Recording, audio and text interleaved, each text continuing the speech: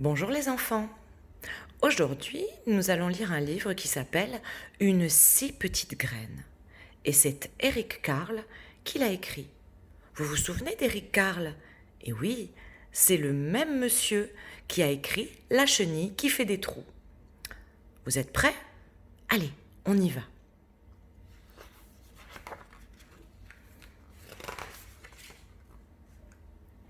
C'est l'automne.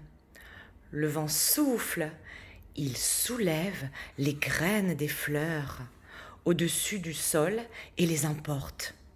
Parmi elles, il y en a une qui est toute petite, minuscule. Est-ce qu'elle parviendra à suivre les autres?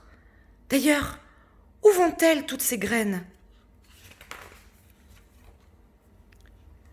Une graine vole plus haut que les autres. Elle monte, plus haut, si haut qu'elle se brûle aux rayons du soleil. Mais la toute petite graine est toujours du voyage. Une graine atterrit au sommet d'une montagne couverte de glace. Là-haut, la glace ne fond jamais. Elle ne pourra pas s'enraciner. Les autres graines poursuivent leur chemin.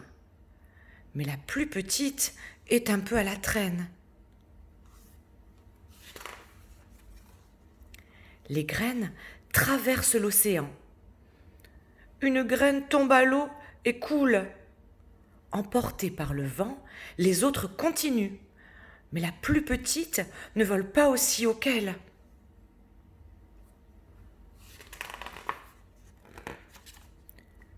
Une graine se pose au milieu du désert. Il y fait chaud et sec. Elle ne pourra pas pousser. La toute petite graine vole presque au ras du sol. Maintenant, mais le vent continue à l'entraîner. Soudain, le vent cesse de souffler et les graines tombent doucement sur le sol. Un oiseau arrive et picore une graine, mais pas la toute petite. Elle est tellement petite qu'il ne la voit même pas. Pendant l'hiver, les graines se reposent de leur long voyage. La neige les recouvre d'une couverture blanche. Dans le sol vit aussi une souris. Comme elle a faim, elle grignote une graine pour son repas. Mais elle ne remarque pas la toute petite graine qui dort tranquillement. Puis, le printemps arrive. Les graines gonflent, s'arrondissent. Enfin, elles s'ouvrent. À partir de ce moment-là, ce ne sont plus des graines, ce sont des plantes. D'abord, elles plongent leurs racines dans le sol,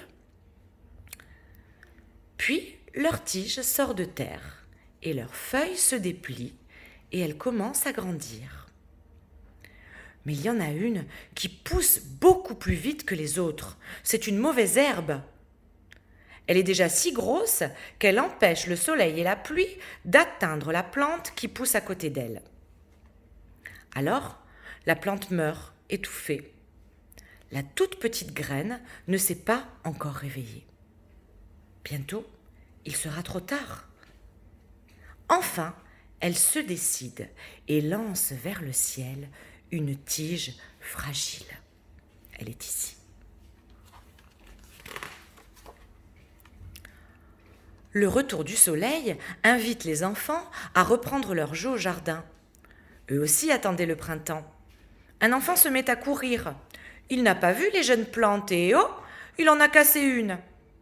Celle-là ne grandira plus. La petite plante née de la toute petite graine pousse à toute allure. C'est elle. Mais sa voisine pousse encore plus vite. Elle a déjà 7 feuilles. Bientôt, un bouton se forme, puis une fleur. Mais qu'est-ce qui se passe? D'abord, il y a un bruit de pas. Puis une ombre s'étend sur les 2 plantes. Une main s'avance et brise la tige de la fleur. Un garçon l'accueillit pour son ami. L'été est là, et il ne reste plus qu'une plante, celle qui est sortie de la toute petite graine. Le soleil la réchauffe, la pluie la rafraîchit. Elle se couvre de feuilles, elle pousse encore et encore, comme si elle ne devait jamais s'arrêter. Bientôt, regardez-la, elle domine les gens, les arbres et les maisons. Au sommet de sa tige, une fleur s'ouvre, si grande qu'on vient de partout pour l'admirer.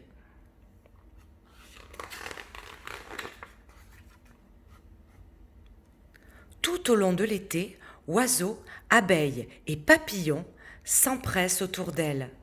Ils n'ont jamais rien vu d'aussi beau que la fleur géante. Puis, l'automne revient. Les jours raccourcissent, les soirées fraîchissent, et le vent, en soufflant, arrache les feuilles jaunes et rouges. Des pétales se détachent de la fleur et se mêlent au balai tourbillonnant des feuilles.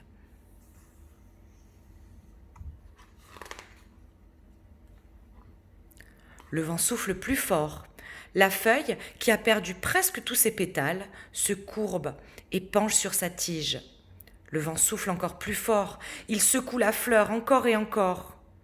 Alors, du cœur de la fleur, un tas de petites graines se détachent que le vent emporte aussitôt.